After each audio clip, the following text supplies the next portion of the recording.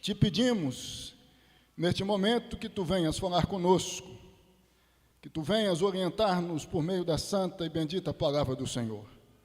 Que assim seja, meu Deus, em o nome de Jesus. Amém e amém.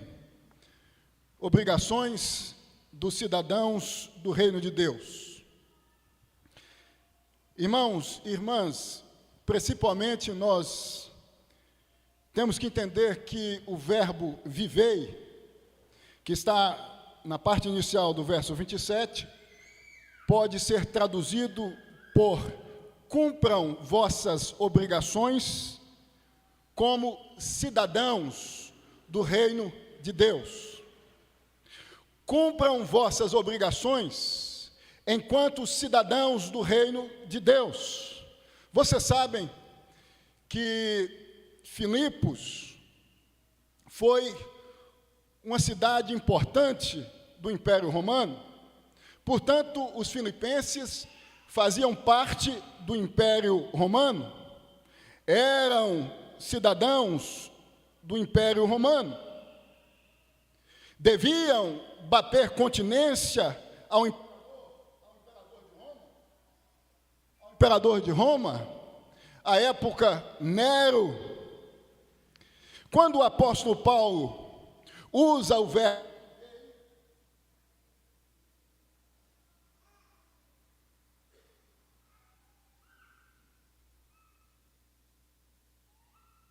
Só um instante, o microfone está com...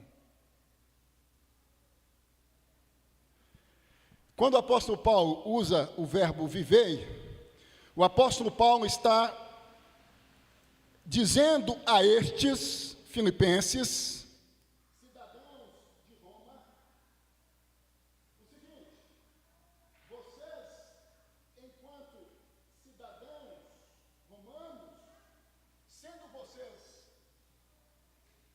cidadãos do reino de Deus, devem principalmente bater continência. Obrigado, Diogo. Vocês devem bater continência a Jesus Cristo. Vocês devem primeiramente, obediência a Jesus Cristo, e não a César, e não a Roma. É importante nós entendermos isto, porque o contexto aqui tem a ver com a prisão do apóstolo Paulo. Vocês sabem que Filipenses é uma das cartas chamadas cartas da prisão. Deste modo, Paulo está preso, cativo em Roma. Paulo está debaixo do tacão cruel, déspota do imperador romano à época, Nero. E é nesse contexto que o apóstolo Paulo envia essa carta, encaminha essa carta a estes irmãos, chamados filipenses, e destaca o apóstolo Paulo no verso 27 do capítulo 1, vocês devem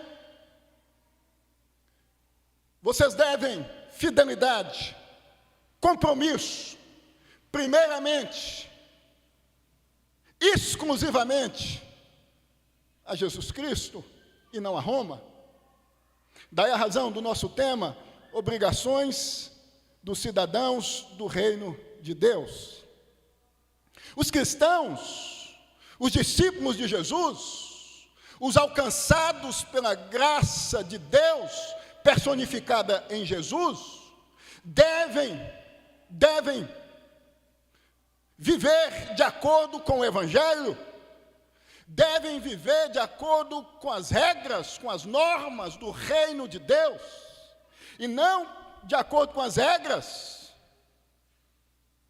do mundo, e não de acordo com as filosofias mundanas, mas de acordo com as regras, com as obrigações, com as normas do reino de Deus. Mas quais são essas obrigações? Quais são essas obrigações que o apóstolo Paulo destaca aí dos versos de 27 a 30 de Filipenses capítulo 1?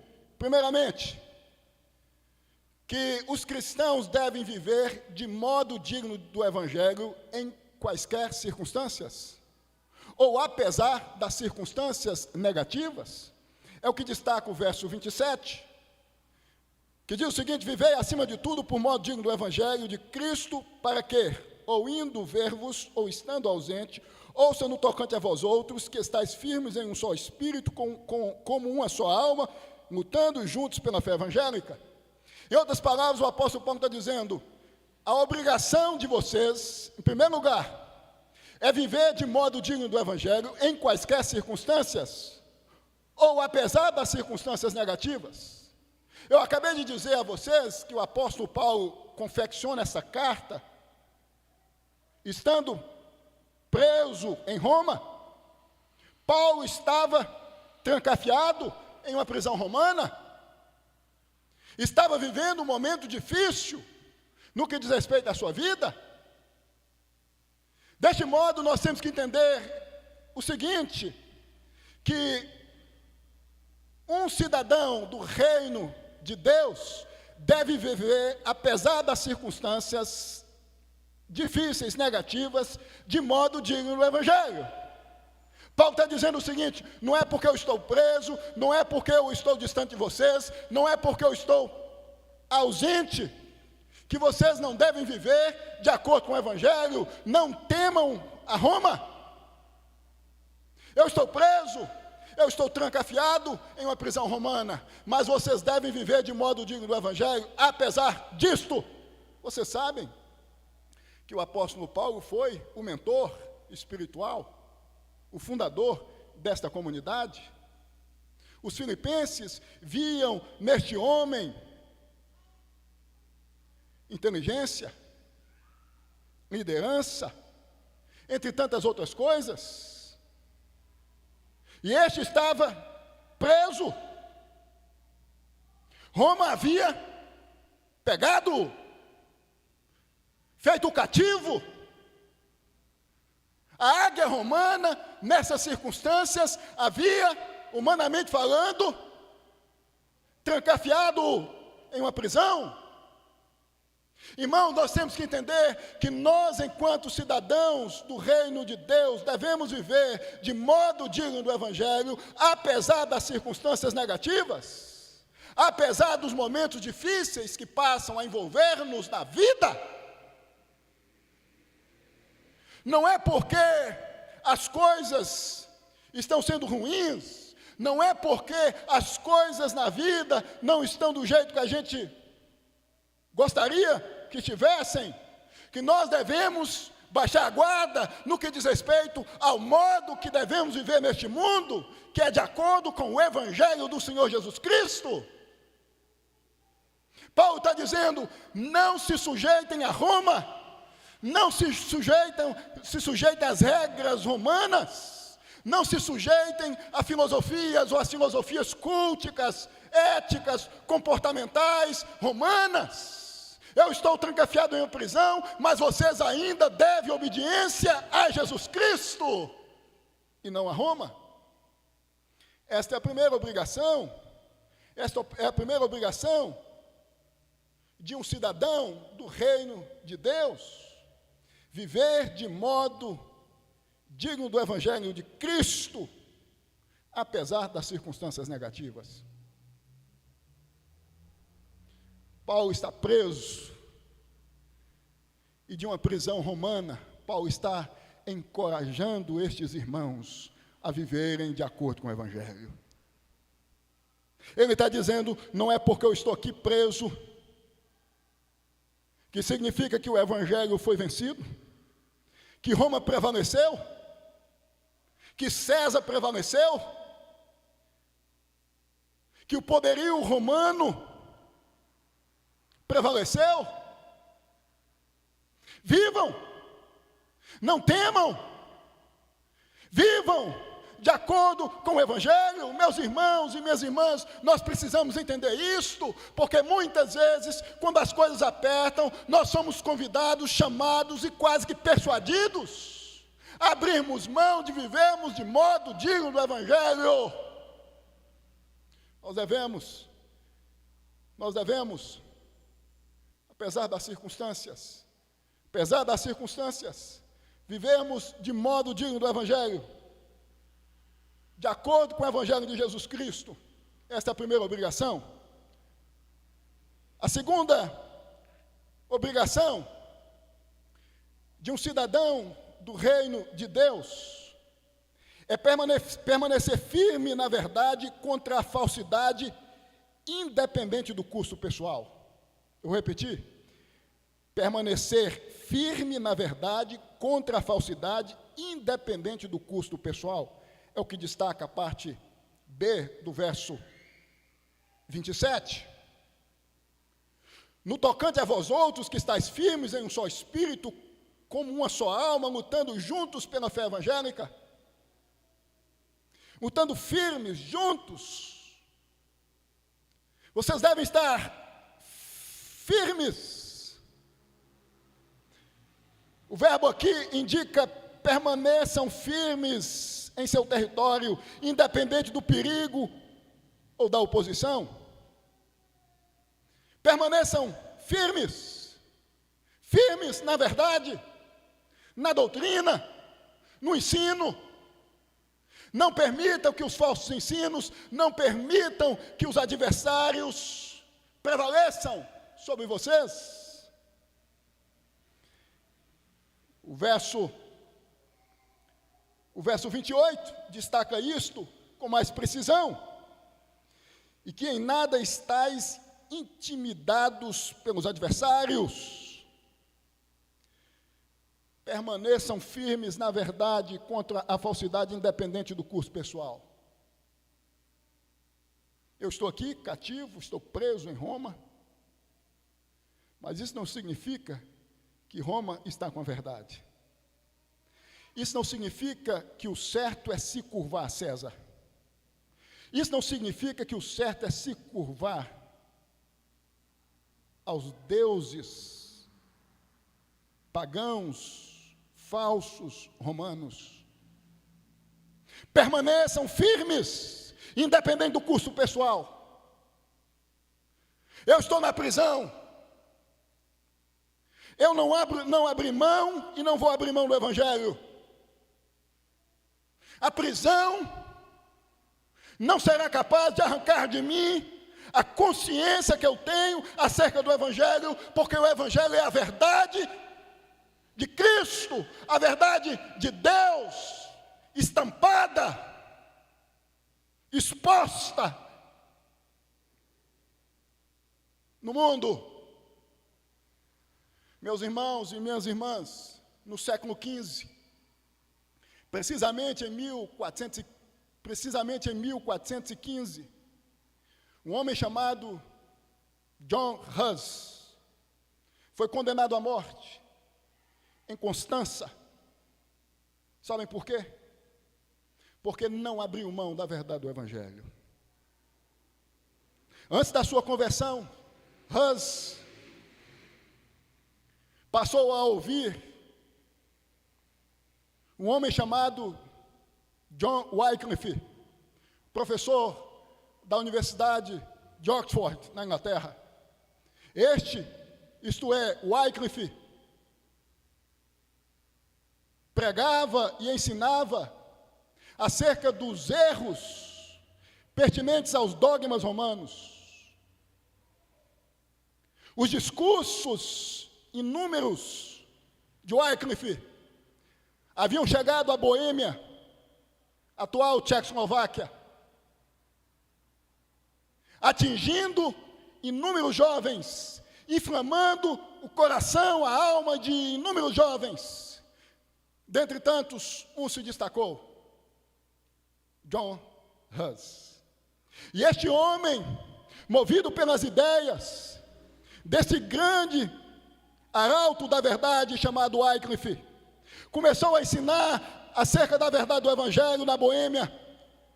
Foi perseguido, condenado à morte, como disse, em 1415. Permaneceu firme na verdade, permaneceu firme no Evangelho, apesar do custo pessoal. Paulo está dizendo, eu estou trancafiado, eu estou preso, por conta da minha consciência, que está cativa ao Evangelho. Vocês devem permanecer firmes na verdade, contra a falsidade, independente do custo pessoal. Não se rendam a Roma, não se rendam à idolatria romana, não se rendam à filosofia pagã, religiosa, não se rendam ao erro, apesar das circunstâncias, mesmo estando vocês correndo risco de se tornarem prisioneiros de Roma, como eu estou. Irmãos, irmãs, nós devemos, enquanto cidadãos do reino de Deus, permanecermos firmes na verdade, contra a falsidade, independente do custo pessoal. Isso significa que nós não devemos negociar nossa fé, que não há espaço para estabelecermos negócios no que tange a nossa fé, independente das circunstâncias. Tem muita gente que cede, tem muita gente que abre mão da verdade, mesmo sabendo que se trata da verdade. Quando as coisas apertam, quantos cristãos, ou supostos cristãos, melhor dizendo, assim se comportam, não agem como agiu John Hus, que não temeu a morte, que foi condenado e morto.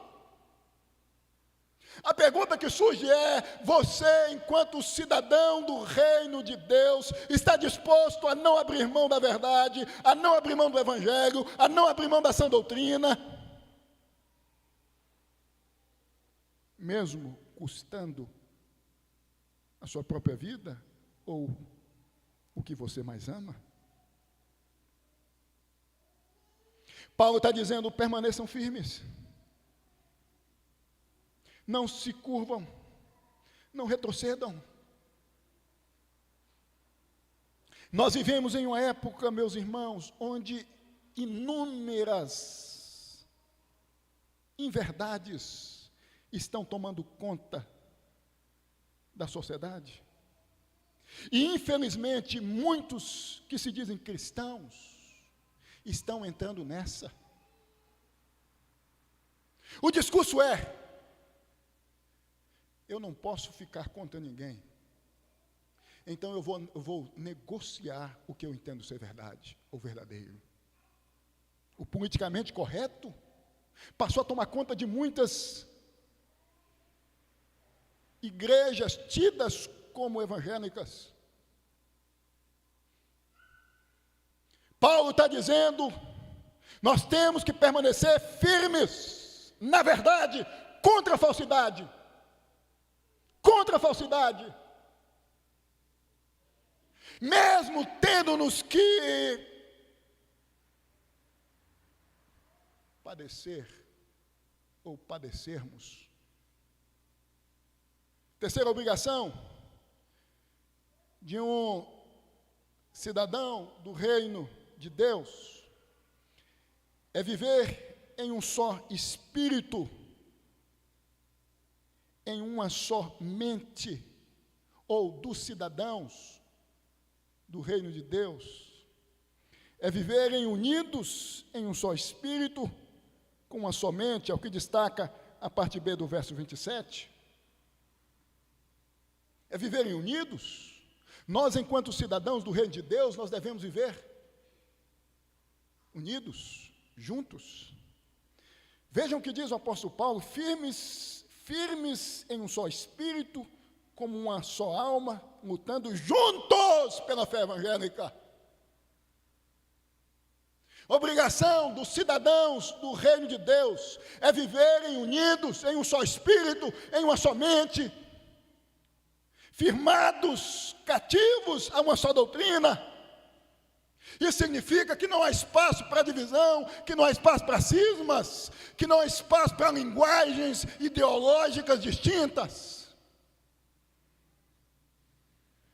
Um só espírito, uma só mente. Quando Martinho Lutero é convocado, se não me engano, em 1521, a participar da Dieta de Worms. O mesmo é chamado a negar o que havia confeccionado em 31 de outubro de 1517. Refiro-me às 95 teses. E a resposta deste homem, isto é, de Martinho Lutero, foi: a minha consciência continuará cativa à palavra de Deus. Em 1529, se não me engano, na Dieta de Spira, os discípulos deste homem são convidados pelo imperador Carlos V a abrirem mão dos seus ensinos, isto é, dos ensinos de Martinho Lutero. E eles disseram: não, nós permanecemos firmes. Protestaram. Daí surgiu o termo protestante. Nós somos, meus irmãos e minhas irmãs, chamados, convidados, enquanto cidadãos do reino de Deus, a vivermos juntos, unidos, com a somente que Deus não permita que haja divisões entre nós. A ideia aqui é de um só pensamento no tocante às questões doutrinárias. A ideia aqui é de um só pensamento no tocante ao ensino. Não permita que falsos ensinos venham dividir vocês. Não permitam que as religiões pagãs venham estabelecer entre vocês cismas, divisões. Vocês sabem que ideias são capazes de mover o mundo? Deste modo, nós, em nome do Evangelho, juntos, somos capazes de mover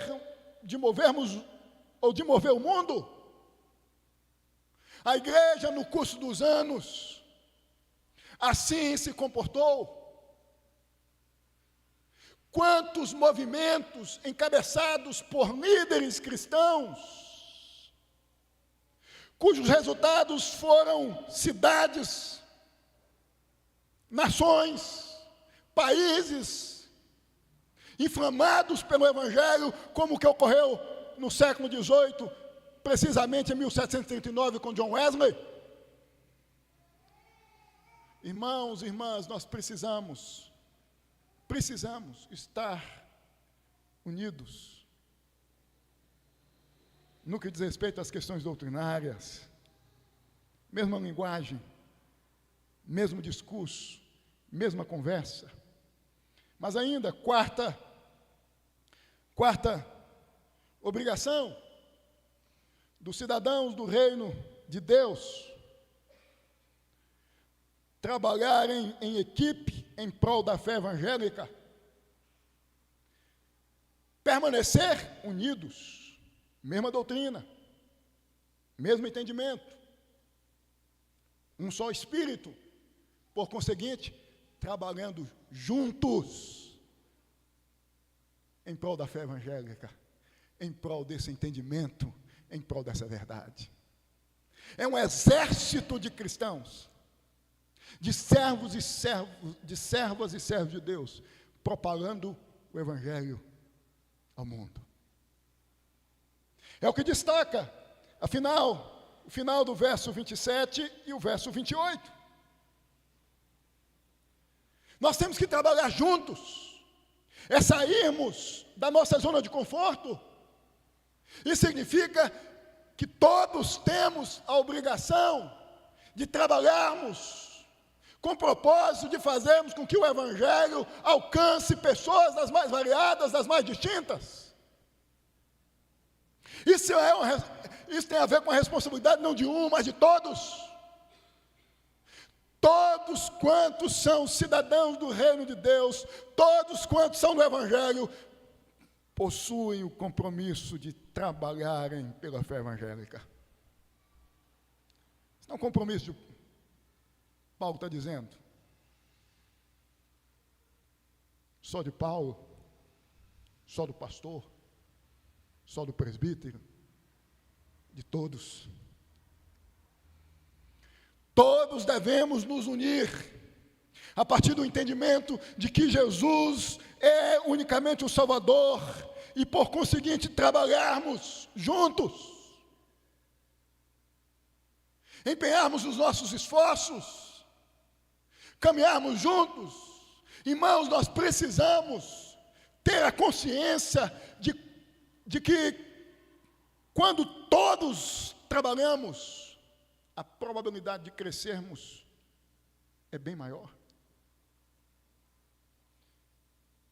Crentes cujos braços estão cruzados, cujas pernas estão amarradas, com relação à propagação do Evangelho, não está se comportando como cidadão do reino de Deus.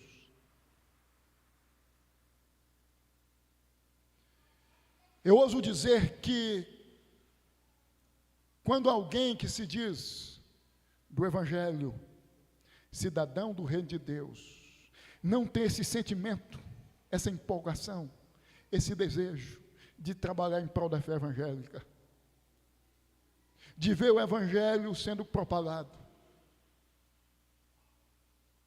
pode ser que este ou esta não seja do Evangelho.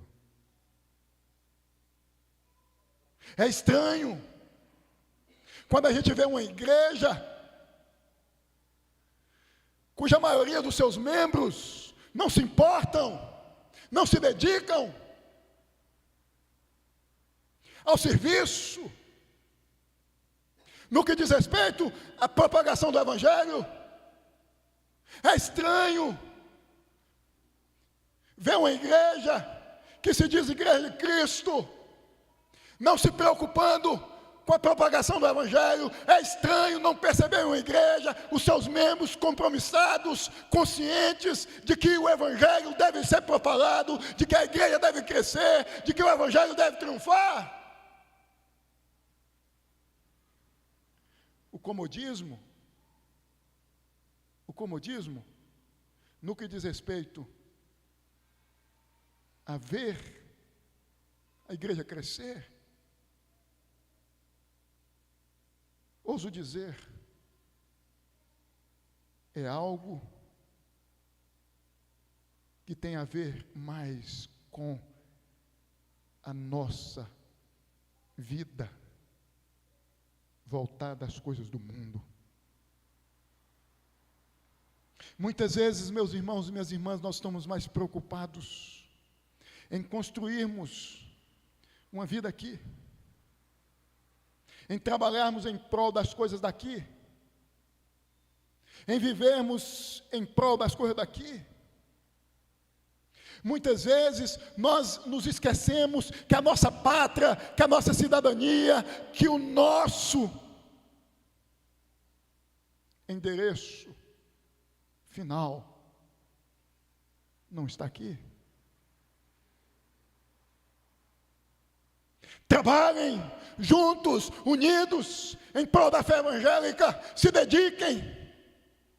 Enquanto igreja em Filipos, vocês filipenses, devem propagarem o Evangelho dessa cidade, trabalhem juntos, unidos, fiquem os pés, enquanto arautos, mensageiros do Evangelho nessa cidade, com a finalidade de propagarem o Evangelho. Irmãos, nós, enquanto igreja presbiteriana, ou primeira igreja presbiteriana em Carapicuíba, nós precisamos ter essa consciência. Precisamos ter a consciência de que, se não trabalharmos juntos, se não agirmos juntos, as coisas não vão vingar. Igrejas grandes, igrejas fortes, abastadas, são resultados de esforços dos seus membros. Finalmente, quinta e última obrigação dos cidadãos do reino de Deus: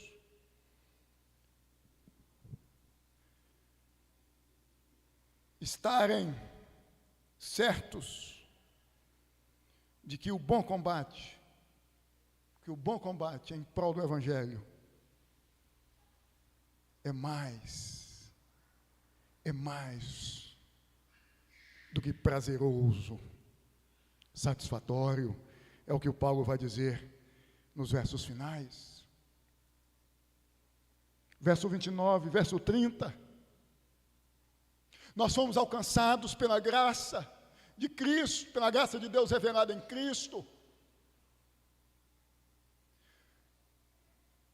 O nosso esforço, o nosso empenho, a nossa dedicação há de ser recompensada. Pois tendes o mesmo combate que vistes em mim e ainda agora ouvis, que é o meu. Irmãos e irmãs, se for preciso sermos presos, se for preciso sermos sentenciados à morte, se for preciso perdermos tudo em prol do Evangelho,